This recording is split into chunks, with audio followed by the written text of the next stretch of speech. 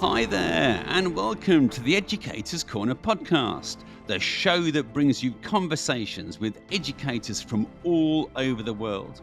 Conversations where we stay curious for a little bit longer about the issues, challenges, and opportunities which we are facing in our schools and in our communities.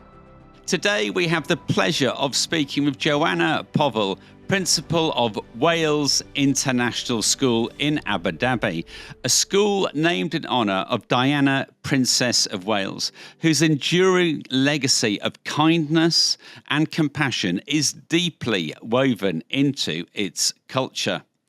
Joanna led a superb session at the COBIS conference in London in May, just a few months ago, called Don't Mistake My Kindness for Weakness. And the session was so popular that they had to re-room the session so it could accommodate all the school leaders who wanted to hear Joanna speak. I think what you are starting to do in this work is challenging some long-held assumptions about leadership. So today we're going to be exploring Joanna's own CHASE framework for kindness in leadership, hear real-life stories from her career, and discover why kindness, far from being a soft option, can be one of the sharpest tools a leader has. So Joanna, welcome to the Educators Corner. How is your week shaping up? Thanks, Guy. It's lovely to be here. It's been a stressful week, obviously waiting for A-level results, but it's been a fantastic day today. We've had the best results that the school's ever had, so I'm absolutely over the moon. So we've had some tears. That was mainly me. I get really upset when it's A-level results because the kids are leaving, but it's been a really good week, really positive. Thank you. Well, congratulations and well done to you and your team. I'm delighted that you're celebrating so many student success stories today. Absolutely fantastic. So let's dig in a little bit into this school. You know, it sounds a bit odd, doesn't it, having Wales International School located in Abu Dhabi, and it sounds like very much influenced by Princess Diana and her legacy. So maybe let's just try and understand a little bit how Princess Diana's legacy influences your leadership and your school culture at Wales International School. Absolutely, it does. And what I would say is it's actually the owner of the school. So he's a local Emirati gentleman who absolutely loved Princess Diana and thought she was the most compassionate and kind person in the world. And when he started the school, he wanted it to be named after her. Our values are respect, honesty and care. And I would say absolutely all day, every day, that's what you'll see in the school. The children know who Princess Diana was. They know the story of how compassionate she was. We have Princess Diana Day once a year, actually on the 1st of March, which is the Welsh National Day. So on the 1st of March or there or thereabouts, we have Princess Diana Day and they all come in dressed as princes and princesses. We do random acts of kindness. We have posters all around the school that have her photograph on it with quotes about being kind. I have to be very careful because obviously in the UAE, you're called a principal and not a head teacher. I regularly send WhatsApp messages and I have to check every time because I'll put, hi, it's Joanna here, and I put Principal of Wales and it autocorrects to Princess. I'm going to send it one day by mistake. I am not the Princess of Wales, but she really is part and parcel of our school through kindness. So that gives us some sense of Princess Diana's legacy and the impact that's having on your school. I mean, you called your session, your very popular session at the COBIS conference, I think, Don't Mistake My Kindness for Weakness. So what's the story behind that title? It's actually a quote from Al Capone, who you wouldn't really suspect would have anything to do with kindness. What he actually said was, don't mistake my kindness for weakness. I'm kind to everybody, but when people are unkind to me, kind is not what you're going to remember about me. And that really stuck with me because I think people misunderstand being kind. And it's all about legacy. And something that I said in the conference is, when we think of Al Capone, we don't think of him being kind, but apparently he was. You know, I've done a lot of research into it. He led soup kitchens in Chicago. He gave a lot of money to charity, but that's not how we think of him because his legacy is of being unkind because of the stories that we know about him. And I think for me, people look at kindness and they think, oh, it's weak, it's just somebody being nice, you can't be kind. And actually you can, and it isn't a sign of weakness. And for me, something that came through that was quite, I don't know if it was shocking or just interesting, I'll call it. Before the conference, people can ask questions. And the questions that people asked absolutely fascinated me, because they asked questions that, and bear in mind, this is education leaders from around the world. Do you think it's a woman thing? How can you possibly be kind and be accountable? And the questions that people asked really made me think people don't understand kindness in leadership. We're still living in the era that I grew up in, really. I remember being told when I was doing my PGCE, don't smile till Christmas. You have to be tough. You can't be nice. And that really was something that happened in the world of education in those days. And I think the world's changed, and we need to recognise that and be human. It's interesting you say that, because I was in that session at the COBIS conference. I thought it was absolutely fantastic. I found it really engaging and really thought-provoking. And I guess, you say the world's changed, and I think it has. I do agree with that. And at the same time, I think back maybe to the three leaders that I've worked with before I came a head teacher. And I worked with two head teachers in schools, and come back to your women piece, they were both men. And both of those head teachers were kind in different ways. Rob Robinson, John Morrison, you were very kind leaders. I do remember them for that.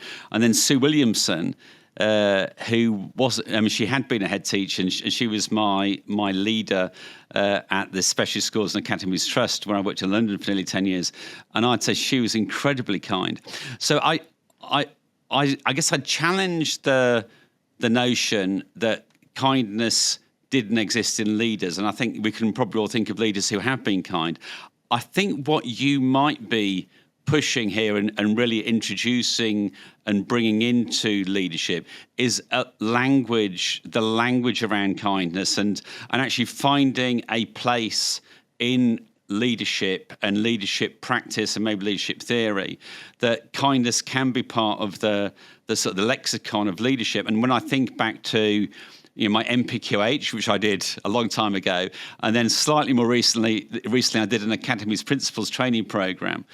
And even though I've talked about those leaders being kind, when I was doing that training for MPQH and that training for Academy Principles, there was no mention of kindness or empathy or compassion in those training programs.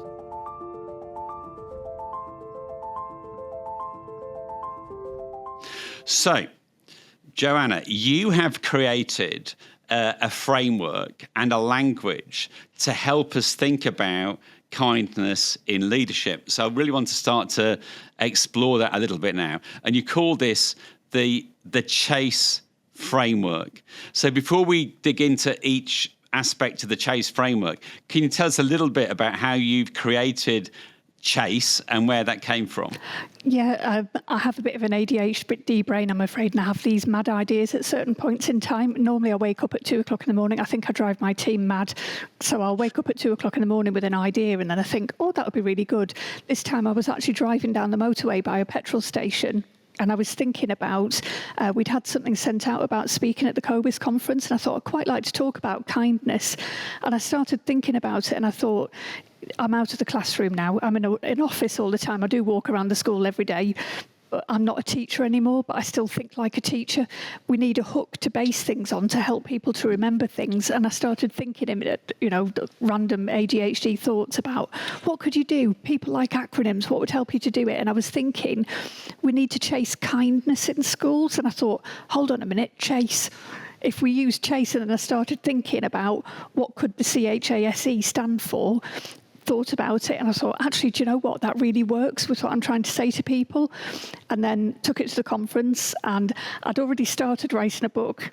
So that was obviously weeks before I'd started thinking about it. Then obviously for a couple of months before the COBIS conference, I started writing. And once I get a bit obsessed about things, my husband's a very patient person.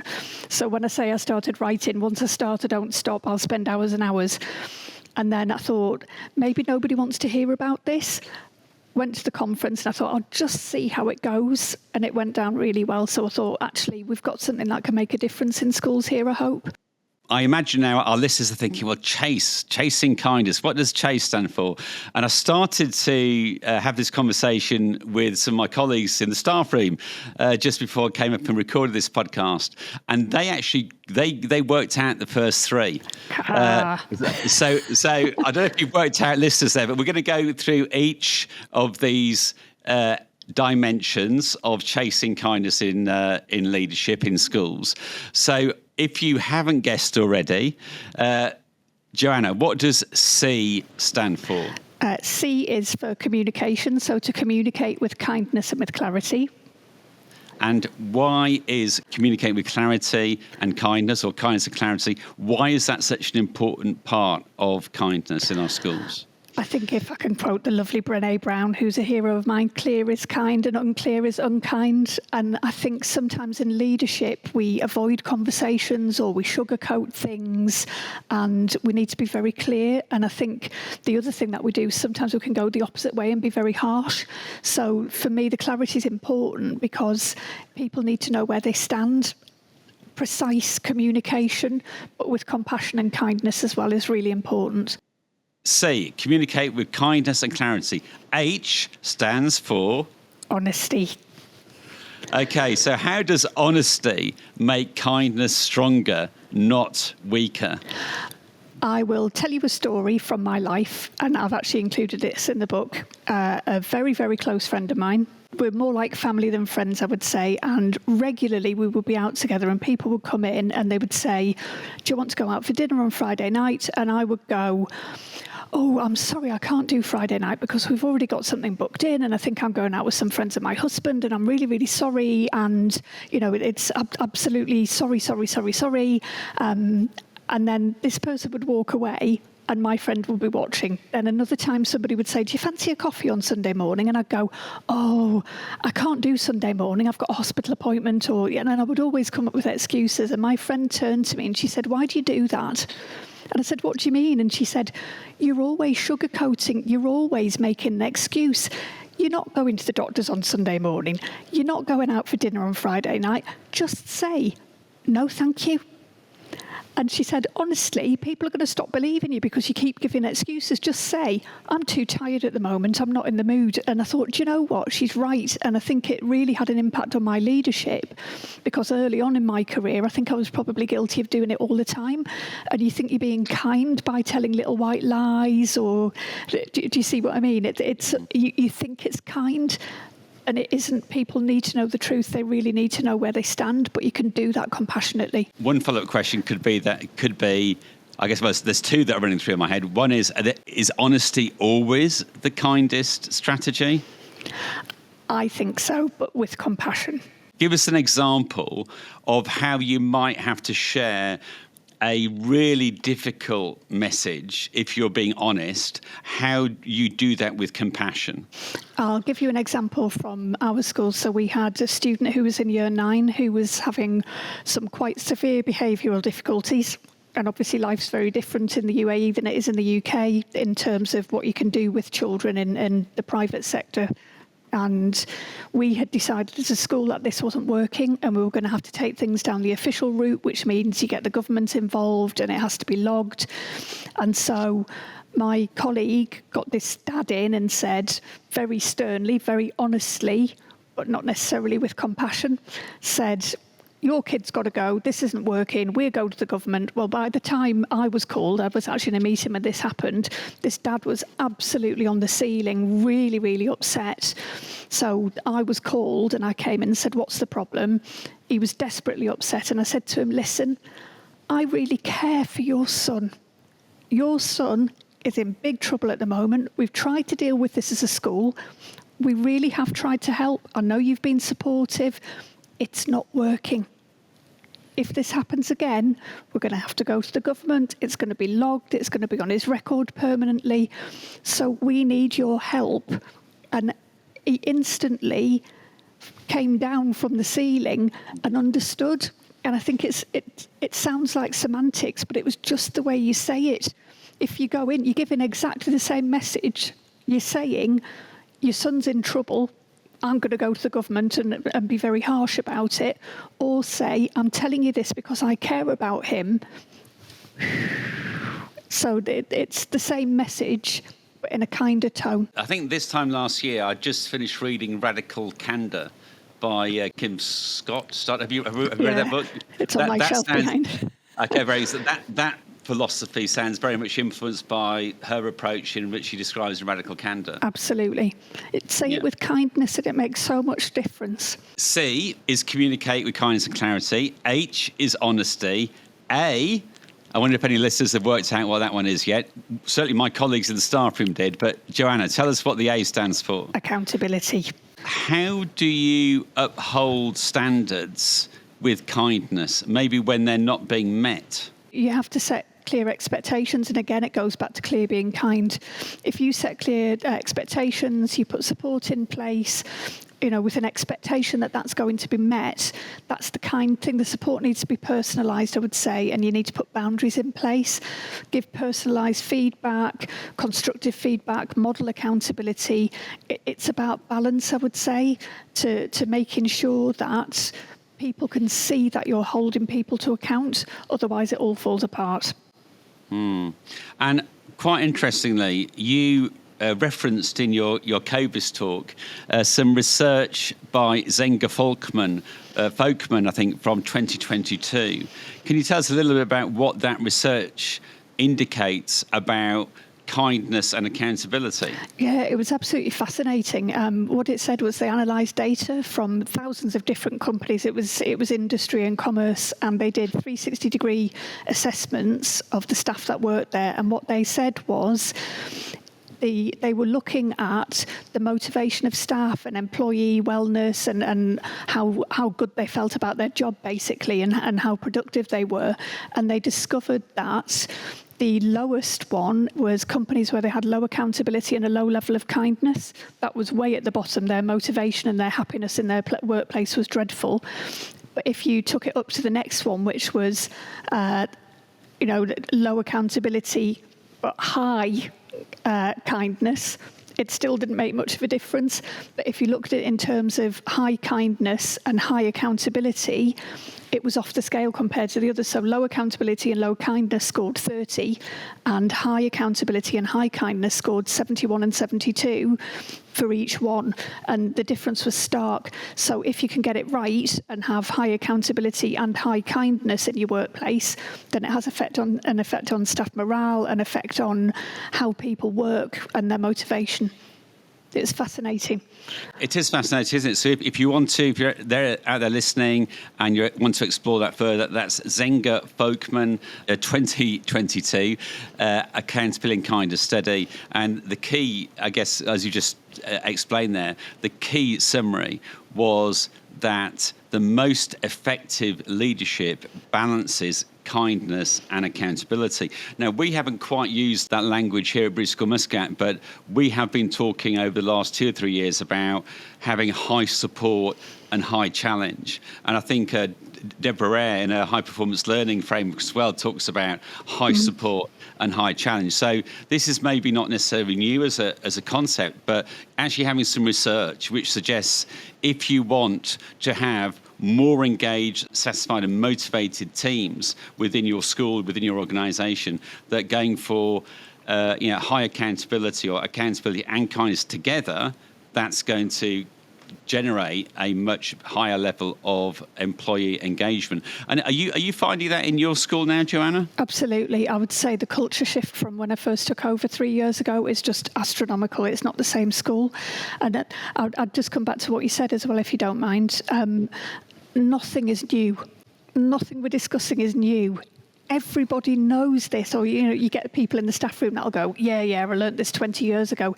But are you doing it, is my question. It's about reflecting and looking at what you're actually doing in your school. So it's easy to say the words and say, yeah, I knew that. And it sounds really obvious to say if you've got high kindness and high accountability, you're going to have happier staff. But we need to actually be doing it and not just talking about it. In a discussion around kindness, I wonder how many people, 20 minutes ago, we're anticipating that fairly early on in this discussion we'll be talking about accountability.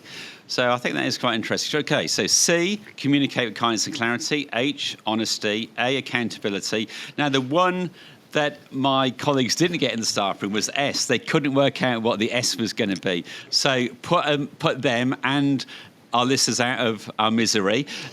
What does the S stand for in the CHASE framework? Okay, the S stands for shame, which is inextricably linked to your self-esteem and how you make people feel. And if you think about times, either as a leader or when you've been led, when you feel shame or you make people feel like they're not doing a good enough job and humiliate them, we've all probably worked in schools where there's a bit of a toxic culture or a bullying culture. And if you have that in your school and in your leadership, then you're not going to have a very kind school. And at the COBIS conference, you asked all the participants, and there were many of them in that room, what was the question you asked them related to this aspect? Can you remember? Oh, I can't. It seems like a lifetime ago. I think you said, can you think of a time when somebody said something to you and you were ashamed? Yeah. And can you remember what the response was from the people in the room? Everybody. Absolutely everybody could think of something. And again, and it goes to communication again, and I always tell the same story about my art teacher. I loved art when I was little. My dad's an artist, and I was so proud, and I wanted to be an artist when I grew up. And it was in the old days where you used to get a training shoe and put it in the middle of a table and do a sketch of it. And it was the first week of year 7, and I was thinking I was doing a brilliant job because I was going to be an artist when I grew up. And the teacher came up behind me, and he said, "Oh, you've got an unusual surname." And I said, "Yeah." And he said, "Is your dad Wilf?" And I said, "He is." "Oh, I know your dad. He's done brilliant work. Oh, he must know Ridley Scott. They must have gone to art college together." And I'm sitting there going, "Yes, I did. Yes, I did. Yes, I know."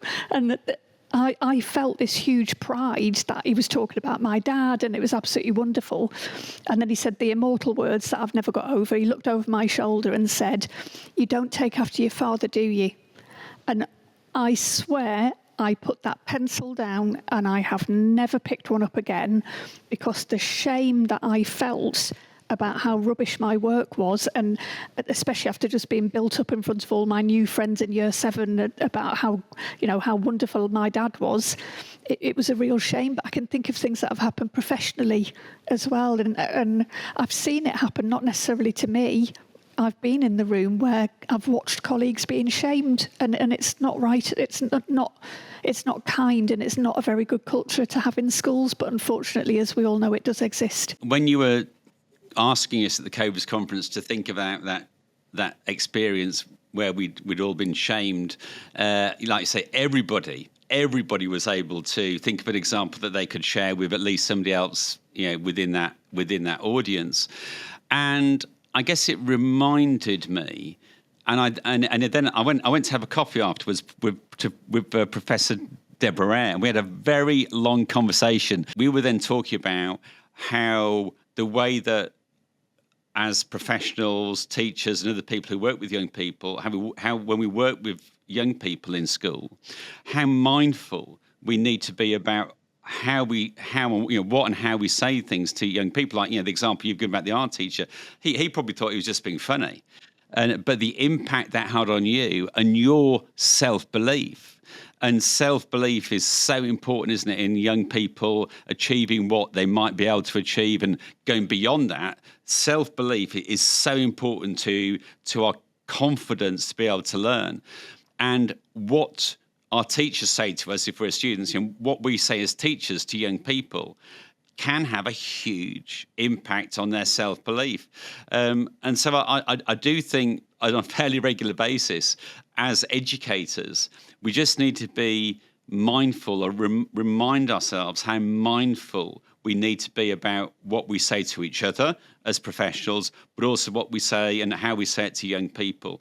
Because if we say something that shames them, even unintentionally, the impact that can have, as you've just illustrated, on that young person or on that colleague can be huge. So C is communicate with kindness and clarity, H is honesty, A is accountability, S is shame, E is ego.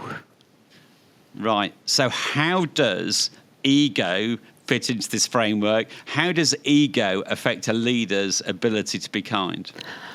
We've all experienced it, and I have to be very honest here. One day when I have the time, I don't know when that's going to be, I might need to retire first, I'm going to write a PhD, and the title of my PhD is The Ego of the Head Teacher. Now, ego is not all bad. If you have a healthy ego, that's what enables you to be confident and to make wonderful decisions in your school, and that's what drives your school forward. So having a healthy ego, there is absolutely nothing wrong with. But I'm quite sure we've all met people in our career who maybe didn't have a very healthy ego and had a bit of an unchecked ego that went a bit uncontrolled and a bit mad. And that has a massive effect. So an out of control ego makes other people feel bad. They want to be the centre of attention all the time. It becomes all about them rather than about the school. And that's a dangerous thing. And it's not kind because it's putting themselves before other people. Tips then for keeping our egos in check while showing strength, especially while it's under scrutiny? I would say look in the mirror regularly and be very honest with yourself. I would even say keep a diary at the end of the day. Think about your actions during the day and what was based on ego and what was based on decisions that were best for the school. Even things like just check yourself. Am I saying I instead of we? When you're talking about the school, I did this instead of we did this. Are you taking credit for other people's work? When you see somebody else that's successful, are you happy? Or are you jealous? Just keep that in check. Take more time to listen than to talk. If people are delegating won't delegate tasks because they have to have the glory for them. Admitting their mistakes. If you surround yourself with people that say yes all the time, I think these are all things that indicate that your ego's out of control. You're not liking it when people disagree with you. If you can look in the mirror at the end of the day and just say, right, I made these decisions today. Just think about those questions. Did that come into play at all? And I can give you a quote that I am honestly not making up. I once did some work for somebody, and it had taken me a very long time, and I had no feedback. And the people who were coming in to look at this work were coming on that day. And I turned to this person and I said, "Is it all right?" And I kid you not, I was told, "Well, if it is, I'll say that I did it. And if it isn't, I'll blame you." So when we talk about ego, that's the best example that I can give you. And it genuinely happened.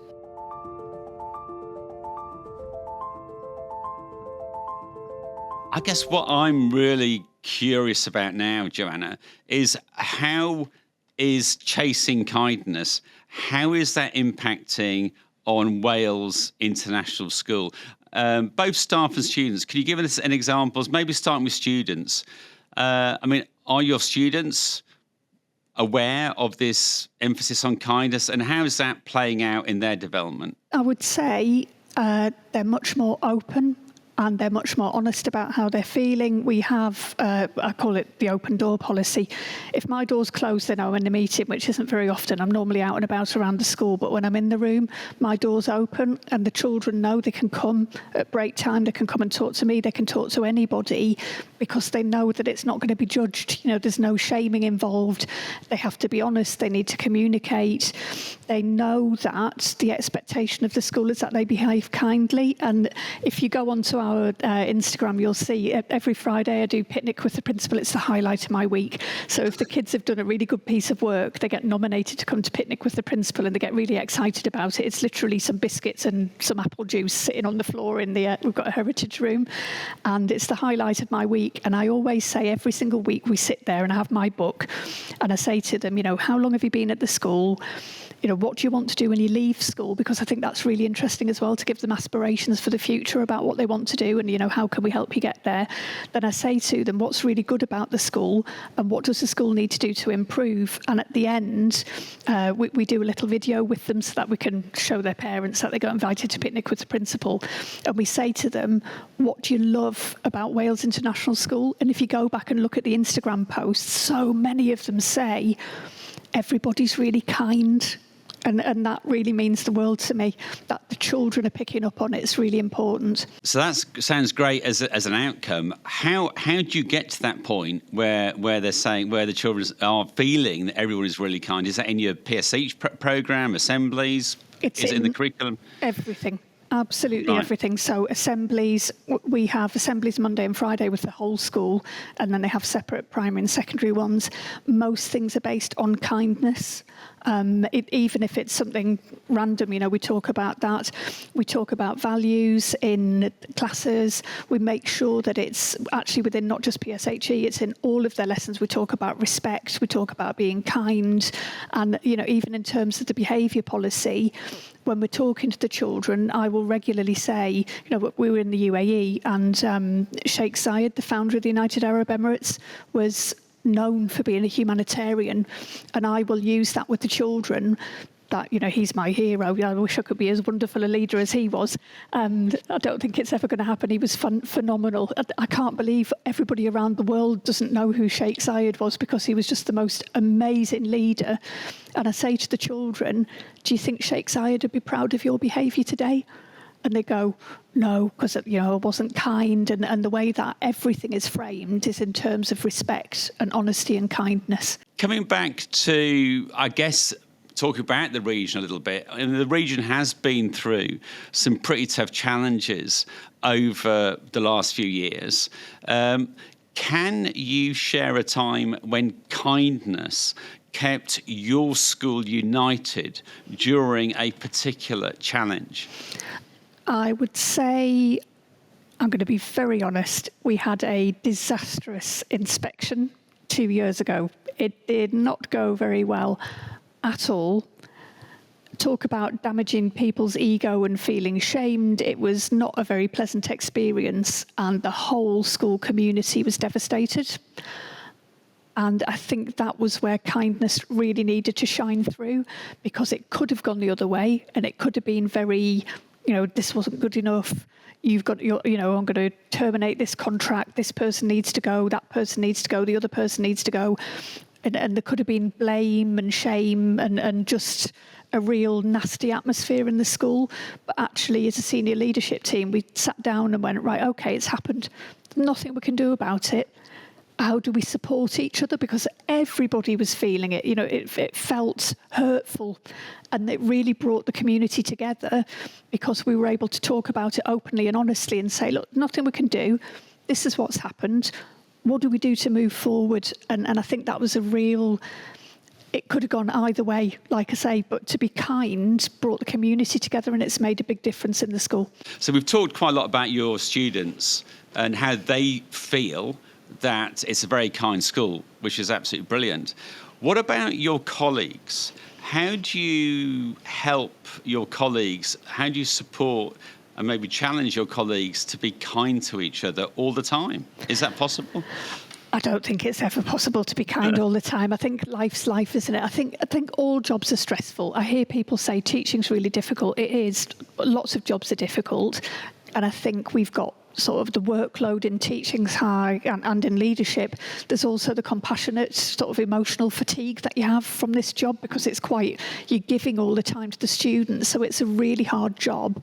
And inevitably, there are moments where people snap. We've got home lives as well. You might have come to work and had a massive row with your kids before you've come in, and you're not in a good way, or you've got a parent who's ill. Life happens.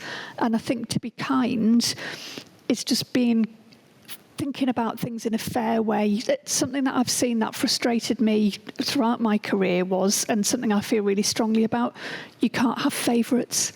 You have to treat everybody the same, and it's difficult in international schools because obviously you're abroad, people tend to socialise more than you would in the UK, for example. You're in a smaller community, but you can't do that. You need to treat everybody fairly. We've got people in the school who are only 24, 25 years old. It's the first time they've been away from home. It's really stressful. And if you're mindful of that, then that goes a long way. And I think giving to people at particular times. So at the end of term, we did something, we started something this year at the end of term, which worked really well, and it was a surprise to the teachers and to the children. So we had on the last day, the second to last day of term last year, when they had their reports in, I knew that the teachers were getting stressed, and I knew they had reports, they had assessments to mark, we had a parents' evening, they were packing to go home. And so I spoke to the SLT, and we decided that with the admin department, who are wonderful, my admin department are phenomenal, we would look after the kids for the day. And we got the kids into the auditorium to do an assembly, and I said, I've got a surprise for you. We're either going to watch a movie, or you can play football, or you can play basketball, or you can play volleyball. People are going to look after you. We're going to have a well-being day because you've worked really hard with your exams. It's called a well-being day, and that's what we're going to do. And then I said, and now I've got a surprise for the teachers, because I could see the teachers looking because they didn't have a clue. I said, I've got a surprise for the teachers. You're going to have a well-being day. You can go, you can write your reports, you can mark your assessments, you can do whatever you like. Go and have a cup of coffee with your friend, because SLT, the admin department, and all of the TAs, we're looking after the kids for the day. So you go and have your wellbeing day. And it was really lovely because they appreciated it, and they still talk about it. And the kids call it a Miss Joanna party day. They keep coming up going, can we have a Miss Joanna party day? And I'm like, no, end of term, it's well-being, it's not Miss Joanna party. But it's just giving something back, I would say, and looking at noticing. Something is a really important word. Notice your staff. If you see somebody not looking great, just notice. I do it regularly. I stand at the gate in the morning, and sometimes somebody walks in and you can see their body language. They haven't got a normal smile. They're not looking, and you just take a minute to say, everything all right? You're not smiling today, and just show people that you care. If there was one thing that you wanted to share with new or aspiring leaders, maybe you're a new leader, you've just started a headship, or you've just taken on a new school, or you're an aspiring leader, what could somebody start doing tomorrow to lead with kindness? If there was just one thing, what would your advice be there? I would say reflect. Always reflect about whether you're being kind, and just think about like the Chase framework. There are other things that you can do. There are so many things that you can put in place, but the most important thing for me is to always reflect and be honest with yourself about where you're at. That's the most important thing that you can do as a leader, because it's easy. You can buy books, you can look online, you can go on LinkedIn, you can listen to podcasts, you can hear all of these things. But you need to be honest with yourself and reflect to see where you're at and what you're actually doing and what you can do to improve.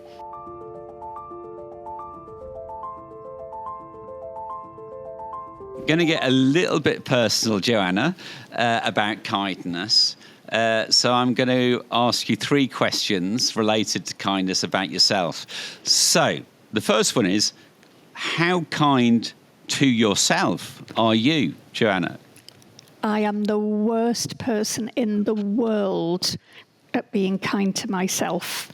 And actually, when I was writing the book, I showed it to my husband and said, what do you think? So I'd written, the introduction, then a chapter on each of the different areas, CHASE, and then I'd said something about legacy, and then I did a whole summary, and he said, you've missed something. And I said, go on then. And he said, I knew you would. And I said, what do you mean? He said, you've missed a chapter on being kind to yourself. And I went, oh yeah, I'm terrible. And I am the worst person, and that's what I need to reflect on, and that's what I need to do. I am conscious that one of the things to be kind is to model things for your team, and I have to force myself to try to look like I'm being kind to myself, because otherwise I'll be in at work at 6 o'clock in the morning and leave at 6 o'clock in the evening. And that's not modelling best practice as a leader. You don't have to be there that early in the morning and late at night. I'm going to be very honest with you. I do struggle with my mental health and my well-being. So it's something that I'm very conscious of, that I wouldn't want anybody to feel how I felt at moments in my life.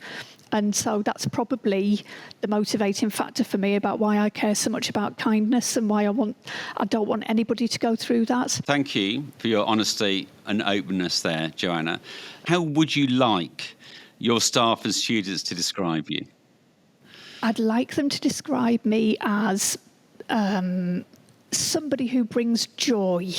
That's what I would like my legacy to be. I'd like it to be a legacy of joy. I want them to come to school. I want them to be happy. And I want people to feel supported and comfortable, and that's really important to me. Silly things like on National Day, when I first came to the school and they were saying something about National Day, and I said, can we get a camel? And everybody looked at me as if I was mad, and I said, it'd be really great if we could get a camel in the school. And they were like, well, loads of our kids have got camels. So they phoned a dad and said, could you bring a camel to school, please? And it's become a thing now that we have camels in school, and that's something that's just, it brings so much joy to everybody. And then they took it one step further when we had the Eid al-Adha assembly, and nobody told me they brought a goat in. So it's just moments of joy, because you can get bogged down in the work and the stress of trying to have high academic standards, and it's important to have happiness in your life. And there was a time quite recently where you dressed up as Barbie. Oh, I'm terrible. I've done lots of very mad things. The children call me Barbie. It's my nails. So that I once dared to not paint them pink, and I thought I was going to get in massive trouble. Children were coming up to me in the corridors going, what's happened to your nails? That's not right. So they call me Barbie, and I'm just going with it, which is better than in France where they call me the Wicked Witch. So obviously I've become a more kind person, I think. So yeah, we've had Barbie. We also did another thing, you'd be able to see it on LinkedIn, where the children did a talent show. And something that I've always thought is, years ago, I was very small. I went to the cinema and watched The Water Babies, and then read the book. And there is a character in there called Mrs. Do As You Would Be Done By. And it really struck me, even at a young age. I must have been about 6 or 7. And ever since then, I've always said, do as you would be done by. And I said to my SLT, we've asked the kids to do a talent show, so we're doing something, we're going to do a turn. And they were going, yeah. And I said, no, we are. And I said, you can't ask the kids to do something that we won't do ourselves. So at first they thought I was joking. And then they went, right, are we serious? I got a text in the middle of the night from my vice principal saying, are you serious about this? Because I need a costume. And I said, yeah, I'm serious. So we all dressed up, and the kids had, and the staff had absolutely no idea. We had parents there as well. So it's, again, I am a big Adam Ant fan, and Prince Charming has a lyric in it which says, ridicule is nothing to be scared of. So I was going with that. So we dressed as the characters from Frozen. So I was Elsa. My vice principal was Olaf the snowman. We had the handsome prince was Lewis, my head of primary. And we sang Let It Go on the stage in front of all of the kids. The admin department got snow. We're running around behind us, that's spraying the snow everywhere. It was absolutely hilarious. And it'll stay with the kids forever. They still keep talking about it. And I think it's moments like that that are really important. That does sound quite incredible. And having a lot of fun there. Now, you have just spent some of your summer holiday writing a book, Joanna. So tell us a little bit about your upcoming book. It's based on kind leadership and on the Chase framework. Like I say, it's not anything new. So it obviously opens with an introduction about why I think it's important to have kindness in school leadership, goes through the theories behind it. So I've done one chapter about the research into, the scientific and biological effects of kindness, things like servant leadership, transformational leadership, attachment theory, so psychological theories to do with it. There's a little bit in there about Simon Sinek and Brené Brown and their work, Deborah Eyre in high performance learning and everything she says about empathy as well, that being important.